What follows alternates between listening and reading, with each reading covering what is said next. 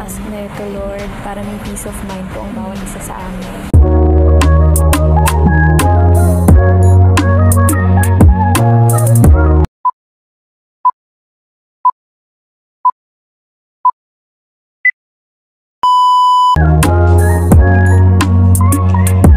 Nanguna sa leaderboard para sa Ligtas Challenge Task ang Smiling Angels. Nakakuha ng 2 points sa unang Ligtas Challenge Task ang Smiling Angels at 9 points naman sa pangalawang task.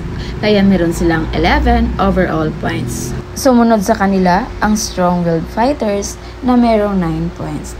At ang pinakahuling grupo ay ang Determined Warriors na meron lamang silang 4 overall points. Kaya yung mga netizens, sobra silang napahanga sa determinasyon ng Smiling Angels na manalo para sa Ligtas Challenge Task.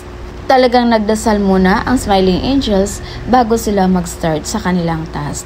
Kaya totoo talaga yung sinasabi nilang, when you out God first, everything is possible.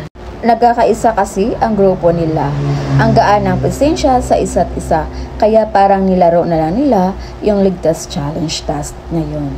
Ang nakakaganda kasi sa grupo ni na Ashley na kahit ito yung leader, mas gusto nilang pakinggan kung sino yung may experience at sino yung may kabisado sa laro nila. Hindi kasi sila yung tipong nagsasapawan. Pinakinggan nila ang bawat sasabihin ng bawat miyembro. Isa kasi sa nakakaganda sa kanila, yung nahawaan sila sa pagiging positive lagi ni Caprice. Idagdag pa yung pagiging magaling na leader ni Ashley at yung tiwala niya sa kanyang mga kagrupo.